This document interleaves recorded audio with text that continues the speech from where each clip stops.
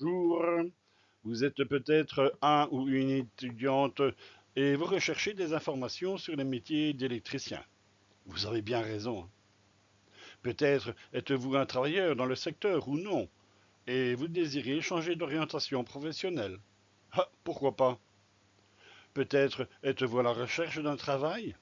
Électricien, c'est pas mal, non? De ce fait, je voudrais vous présenter les avantages et les inconvénients du métier d'électricien en bâtiment. Car, vous le savez, chaque métier a ses avantages et ses inconvénients. Vous devez en être conscient avant de vous lancer dans cette carrière. J'ai trop connu de personnes qui en sont déçues parce que elles ne savaient pas. Voyons d'abord dans quel secteur d'activité où un électricien peut trouver du travail. Dans le bâtiment, bien sûr. C'est le secteur le plus connu, car c'est celui que vous avez à la maison. Mais on me dit souvent, l'électricité, ce n'est que placer des prises de courant, interrupteurs et des lampes. Oh non, c'est beaucoup plus complexe. Oh, il y a bien sûr toujours des installations traditionnelles, hein. Mais il y a aussi la domotique, le photovoltaïque, les réseaux informatiques, tout ce qui contrôle les entrées avec les vidéophones et autres codes, les moteurs de barrières et de portes de garage. Il y a aussi toutes les techniques de câblage pour les maisons basse énergie. Avec une formation d'électricien, vous pouvez trouver du travail dans beaucoup d'autres secteurs. Dans l'électroménager, la distribution de l'énergie, dans l'industrie, avec les chaînes de production et les robots, dans les grosses chaudières des centrales de chauffe d'immeubles, dans le froid industriel, les chambres froides, dans le commerce, la téléphonie, avec les GSM, Internet, les automobiles. Et je ne vous parle pas uniquement des voitures électriques, hein. Quoique, mais dans une voiture moderne, il y a beaucoup d'électricité et d'électronique, hein. Le domaine public, comme les aéroports, la signalisation routière et même l'armée. Si vous aimez, il y a aussi les intermittents du spectacle. C'est pas mal, non? Mais il ne faut pas vous tromper d'orientation, hein.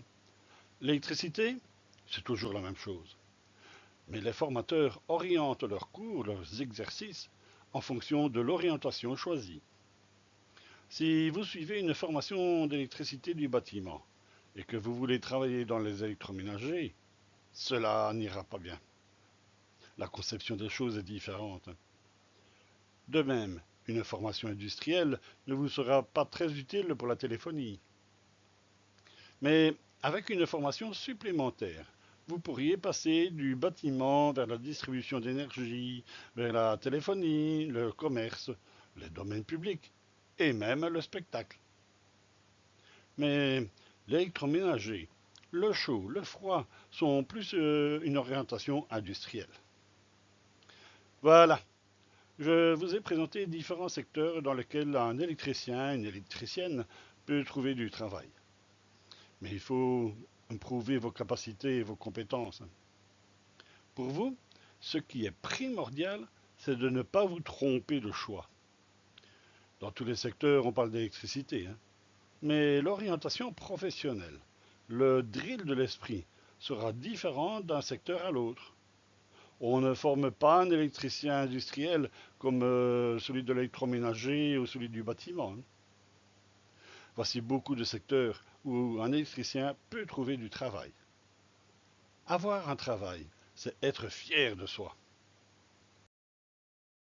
Quels sont les travaux qu'un électricien du bâtiment doit savoir faire? Tout d'abord, il doit faire l'analyse du chantier, c'est-à-dire que c'est peut-être lui qui aura la discussion avec le client, savoir ce qu'il désire, le conseiller. Il devra faire les plans et faire les bons de commande, établir les factures. C'est ce que j'appelle l'analyse du chantier. Ensuite, en arrivant sur le chantier, il devra s'organiser. On ne fait pas n'importe quoi, n'importe comment. Il faut tracer le montage, rainurer les murs, vider ces rainures, sceller les blochets avec du plâtre, du mortier, fixer le fond du coffret, poser les conduits dans les rainures Et parfois, c'est lui qui devra replâtrer les murs. Quelques semaines plus tard, car il faut laisser le temps aux autres corps de métier de réaliser leur partie. On reviendra sur le chantier pour réaliser le travail d'électricien proprement dit. Il va passer les fils dans les conduits, il va raccorder toutes les prises, interrupteurs, luminaires, il va préparer et raccorder le coffret de protection. Et enfin, il va tester le bon fonctionnement en toute sécurité. Quand tout cela est fait, il fera contrôler son travail. À votre avis, pourquoi j'ai mis des travaux en rouge, d'autres en bleu et aussi en vert jaune? Ce n'est pas pour faire joli, hein? Alors, à votre avis, quelles sont les différences entre tous ces travaux? C'est parce qu'un électricien installateur résidentiel doit être capable de réaliser des travaux de type administratif, des travaux préparatoires qui demandent une bonne condition physique et des travaux de finition qui demandent beaucoup de soins, de rigueur et de propreté. Être un électricien, c'est être un homme ou une femme complet.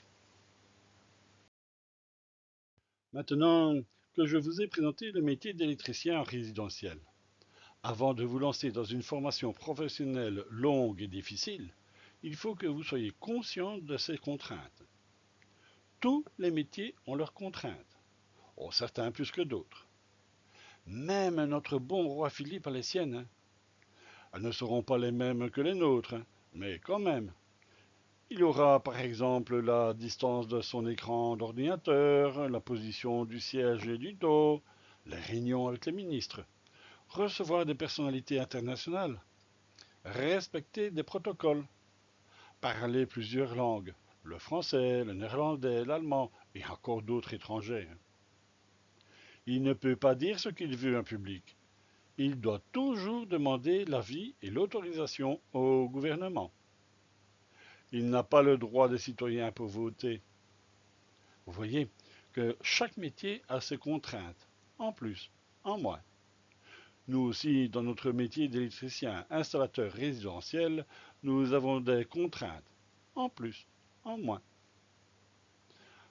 Par exemple, la condition physique, la force physique, le poids des machines, des marchandises, de l'outillage, des travaux de terrassement, le plantage des électrodes. Pour simple exemple, certaines bobines pèsent 27 kg. Ma rainireuse pèse 7,5 kg. Oh, ce n'est pas grand-chose, hein. Mais il faudra les monter au troisième étage par l'échelle. Il faudra travailler toute la journée, debout, accroupi, à bout de bras. Si vous avez déjà des problèmes de maux de dos, si vous avez déjà eu des lumbagos ou des hernies discales, je vous déconseille fortement les métiers du bâtiment. Vous allez fatiguer votre dos et vous allez vous blesser. Vous avez des problèmes d'équilibre? Vous devez savoir que nous, les électriciens, nous travaillons très souvent en hauteur, sur une escabelle, sur une échelle ou sur un échafaudage. Ces problèmes peuvent venir de l'oreille interne, mais ils peuvent venir de problèmes d'alcool ou de drogue. Il est prouvé médicalement que même le lendemain, ces effets se font encore sentir. Ce n'est pas le tout d'être en bonne condition physique. Encore faut-il être souple et agile. Nous devons travailler accroupis pour installer des prises de courant. Imaginez que parfois, nous devrons travailler à quatre pattes dans les vides ventilés ou les sous-pentes de toiture, dans des endroits exigus. Pour travailler comme électricien installateur résidentiel, vous devez avoir une bonne condition physique. Les horaires de travail. Je commence quand et je finis quand? Souvent, on démarre la camionnette vers 5h30, 6h du matin depuis l'atelier. Pensez au temps qu'il vous faut pour vous lever, laver, déjeuner et arriver à cet atelier. On démarre tôt pour éviter les bouchons sur l'autoroute. En effet, Généralement, vous êtes payé pour travailler 8 heures sur chantier. Si on démarre plus tard, à cause des bouchons, on risque de rentrer fort tard. Parfois, on démarrera plus tard, car il faut passer chez le fournisseur pour prendre de la marchandise ou passer chercher une machine en location. Certains jours, on rentrera beaucoup plus tard, 19-20 heures, car sur le chantier, il ne reste peut-être plus que quelques heures pour finir le travail. À 16 heures, on ne va pas ranger tout le matériel, retourner avec la camionnette au dépôt, et le lendemain, reprendre la camionnette, retourner sur le chantier, déballer le matériel et finir le travail. Non, non, c'est une perte de temps. Et le temps, c'est de l'argent. Ce jour-là, on finira plus tard pour avoir terminé le boulot. Les heures supplémentaires, elles seront payées ou récupérées plus tard, comme par exemple pour les mauvais jours d'hiver. Ah oui, pas de chance. Vous avez choisi un métier dans une commission paritaire qui ne prévoit pas de chômage pour intempéries. En hiver, quand il gèle et qu'il fait mauvais, vous travaillez. Les heures supplémentaires peuvent servir pour votre confort, mais toujours en accord avec le patron. Il a des échéances de chantier à respecter, hein. D'accord, le travail ne me fait pas peur, mais je fais comment avec mes enfants à l'école? Je n'ai pas été faire mes courses au magasin. Je fais comment pour mon souper? Là, franchement, je n'ai pas de réponse à vous donner, hein. C'est chacun qui doit trouver des solutions pour sa vie. Parfois, vous allez faire des dépannages. Et je vous garantis que ce n'est pas toujours facile.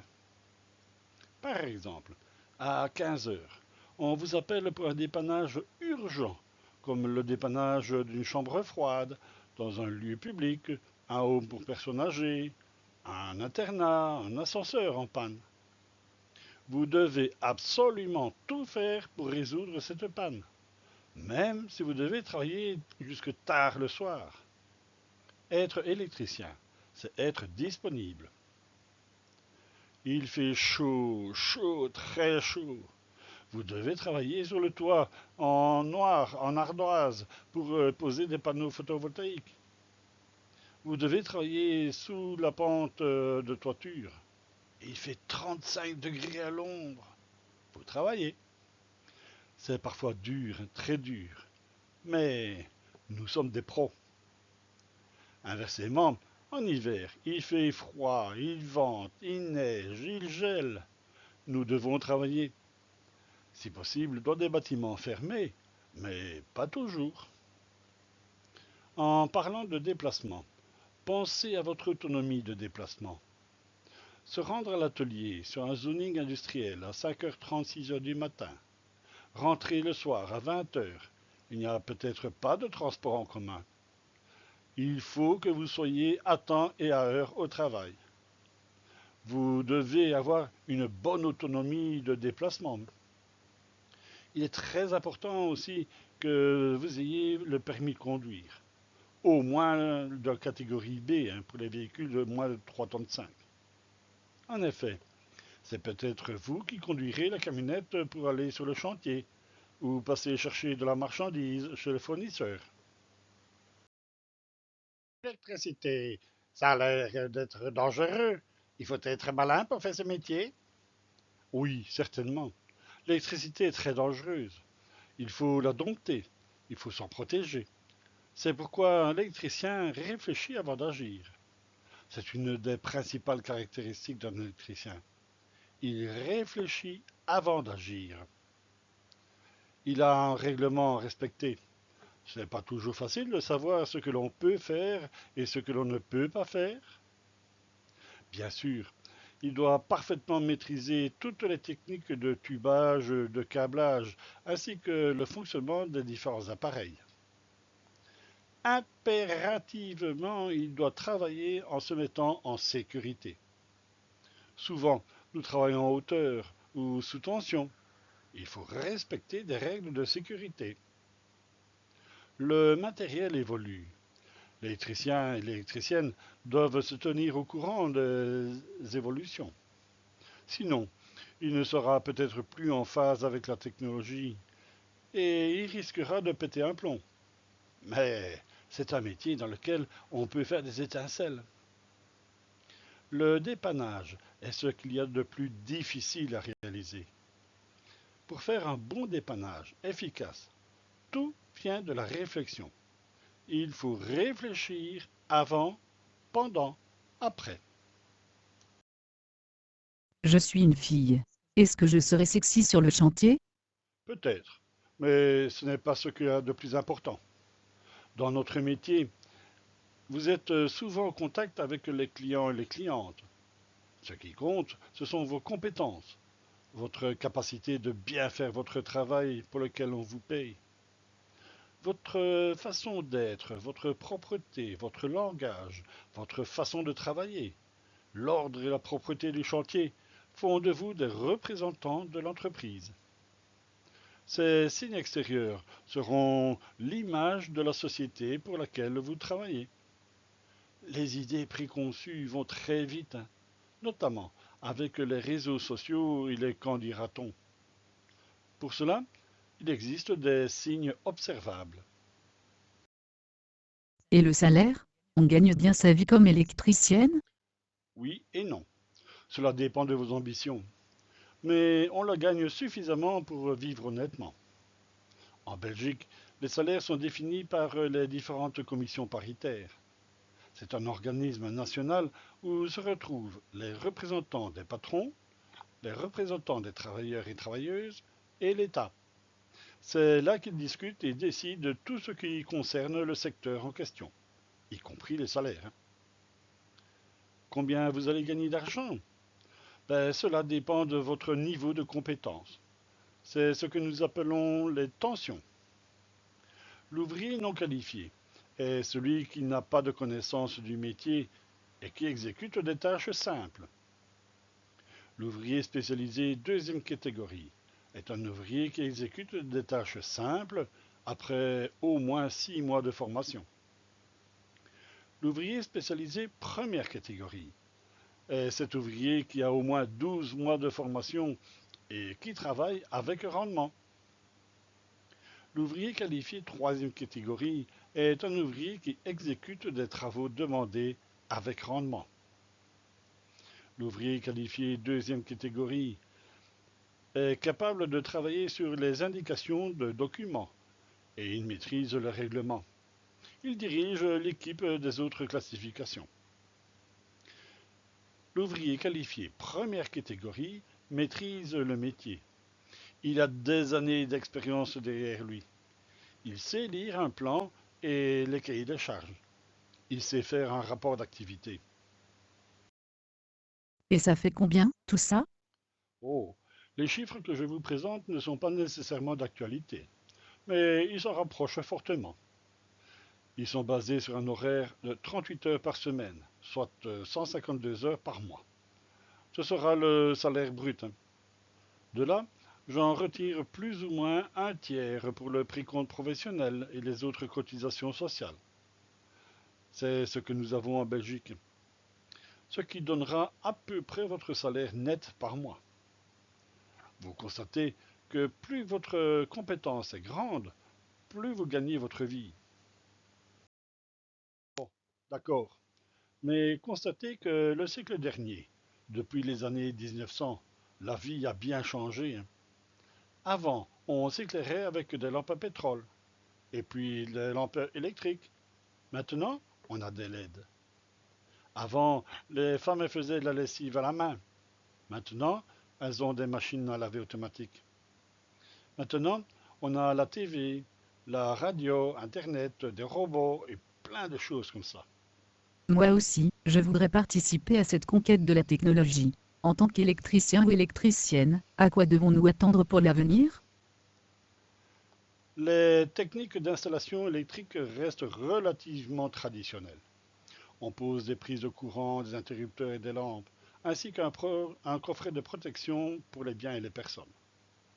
Ce travail reste comme je l'ai montré au début de la vidéo. Mais nous sommes confrontés à beaucoup de nouvelles techniques et technologies. La domotique limotique, les réseaux informatiques et TV, le photovoltaïque, le bâtiment basse énergie, l'asservissement des moteurs, les réseaux de protection et de surveillance, le contrôle des accès et encore bien d'autres choses. Le métier d'électricien installateur résidentiel est un métier très technique, dont la technologie évolue à pas de géant. Il faut s'accrocher ou on est perdu. On me demande souvent: L'électricité dans le bâtiment, on fait toujours les mêmes choses? non, pas du tout. Chaque jour, le travail peut être différent. Parfois, ce sera simple, facile et agréable. Parfois, ce sera fort technique et compliqué. Mais je suis toujours content et satisfait quand j'arrive à résoudre une situation difficile. Par contre, d'autres jours, ce sera plus dur, plus physique. Mais le soir venu, je suis satisfait de ma journée. Je me dis que j'ai bien travaillé.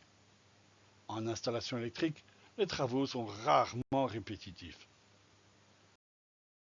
Électricien électricienne en installation résidentielle, c'est un métier sur chantier. Qu'est-ce que j'en aurai comme avantage? D'abord, vous ne travaillez pas dans un milieu renfermé comme dans des usines. Nous ne sommes pas assis 8 heures par jour devant un bureau. Non, nous sommes actifs. C'est un travail en déplacement. Nous voyons le beau temps, le mauvais temps, nous voyons la circulation et la vie tout autour de nous. Nous rencontrons et travaillons en collaboration avec d'autres entreprises et corps de métier. C'est sympa. Aussi, nous sommes régulièrement en contact avec le client. Il vous voit, on discute ensemble. Pour lui, il se dira, c'est lui qui a fait mon installation électrique. Peut-être qu'un jour, vous repasserez devant ce bâtiment ou cette maison et vous vous direz, là, c'est moi qui ai fait son électricité. L'électricien ne travaille pas pour lui tout seul. Non, avec les normes de construction et la domotique, l'électricien va devoir composer avec d'autres corps de métier, comme l'architecte bien sûr, hein, le maçon, surtout que c'est lui qui pose la boucle de terre, le calorifugeur, puisque l'on va certainement y passer nos conduits, le plafonneur, car il va recouvrir nos rainures, surtout si c'est une maison en basse énergie. Allez donc lire la vidéo sur la PEB. Il y aura le carreleur à cause de la hauteur de la chape, le chauffagiste, puisqu'il pose également ses conduits dans le sol, comme nous, et le sanitariste, qui a la priorité de passage à cause des pentes des charges. On n'y pense pas, mais on doit travailler en collaboration avec le menuisier, car nos prises et interrupteurs sont proches de ses plaintes et chambranles de portes et fenêtres. L'installateur d'alarme, lui aussi, car nous pourrons lui encastrer les conduits dans les murs. Et oui, et le vitrier. Oh, quand je dis vitrier, je pense plus aux placeurs de menuiserie extérieure, hein, car dans ceux-ci, il peut y avoir des détecteurs d'alarme et ou d'ouverture. Également le couvreur avec qui nous travaillons pour la pose des panneaux photovoltaïques. Et j'en oublie certainement, hein. L'électricien, il fait sa part de travail, mais en pensant aux autres. Électricien ou électricienne installateur résidentiel est un métier qui a des avantages et des inconvénients. Comme tous les métiers, il y a de bons et de moins bons côtés, hein. Ce que je retiens de tout ceci, c'est qu'il faut une bonne condition physique. On a des horaires souvent variables. Je dois gérer ma vie de famille. C'est un métier qui demande de la réflexion. On doit avoir une bonne allure devant les clients. Mais le salaire n'est pas terrible, hein. Par contre, c'est un métier fort technologique et très diversifié qui se passe sur chantier. Il est en collaboration avec d'autres corps de métier. Voilà. Avec cette présentation, je voulais uniquement vous présenter les différents aspects du métier d'électricien, électricienne, installateur résidentiel. Je ne veux pas tout enjoliver ou tout critiquer. Non, chaque métier a ses avantages et ses inconvénients. Surtout, comme on vous l'a déjà dit, il ne faut pas vous tromper dans votre choix de formation. C'est votre vie, c'est votre carrière qui est en jeu. Réfléchissez bien. À côté de ce métier d'électricien installateur, comme je vous l'ai présenté au début de la vidéo, il y a d'autres métiers qui pratiquent l'électricité. Électricien industriel. Voyons rapidement les différentes contraintes de travail. Avant tout, vous devez savoir que c'est un travail en entreprise. Il n'y a pas ou peu de déplacements. Par contre, les horaires sont plus stables, bien que parfois il faut faire des pauses de 3 fois 8 ou 4 fois 8 heures. Cela peut peut-être mieux vous convenir pour une vie familiale. Mais vous devez avoir une bonne et même très bonne formation scolaire ou pour adultes. Vous devez très bien maîtriser les différentes technologies. Je vous présenterai la chaîne d'automatisme dans les playlists sur l'industrie. Prenons l'exemple d'une entreprise locale qui fabrique des chaînes de montage. Il y a ceux qui fabriquent ces machines, ceux qui les installent peut-être un peu partout dans le monde, ceux qui les programment et ceux qui les dépannent. Parfois, toutes ces machines de fabrication sont interconnectées sur un réseau LAN. Il faudra avoir une très bonne connaissance en informatique. Dans un service de maintenance, il faut avoir une très grande réactivité d'intervention. Une machine de production en panne, cela peut coûter cher, très cher à l'entreprise. Souvent, en plus des connaissances électriques, il vous faudra d'autres connaissances, comme la mécanique, la physique et la chimie. Dans certaines entreprises, il vous faudra travailler avec une intense chaleur, comme en sidérurgie. Ou au contraire, vous travaillerez dans le froid, comme dans le conditionnement agroalimentaire. Peut-être devrez-vous travailler avec une stricte protocole de sécurité, comme dans la pétrochimie ou le nucléaire. Il est rare que l'entreprise soit près de chez vous.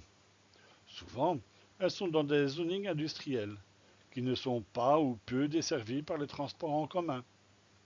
Il vous faudra une autonomie de déplacement.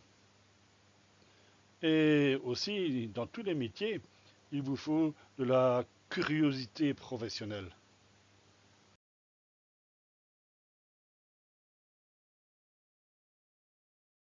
Électricien en électroménager. On doit distinguer le vendeur du technicien. Le vendeur doit avoir une très bonne connaissance des produits et donc une bonne mémoire. Il doit faire attention aux signes extérieurs qui sont le reflet de l'entreprise. Le vendeur est directement en contact avec la clientèle. De plus, il doit avoir un français correct. Il devra peut-être rédiger des documents écrits. Le technicien, c'est lui qui interviendra chez le client. Bien sûr, il doit avoir une bonne formation professionnelle, scolaire ou pour adultes. Il devra régulièrement partir en formation chez les fabricants. Il doit parfaitement maîtriser les différentes technologies et avoir une bonne technique de dépannage. Il ne faut pas perdre de temps. Lui aussi, il devra faire attention aux signes extérieurs qui sont le reflet de la société. Inévitablement, ils sont honnêtes et ils ont de la discrétion.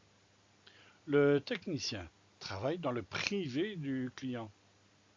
Et lui aussi, il devra avoir un français correct.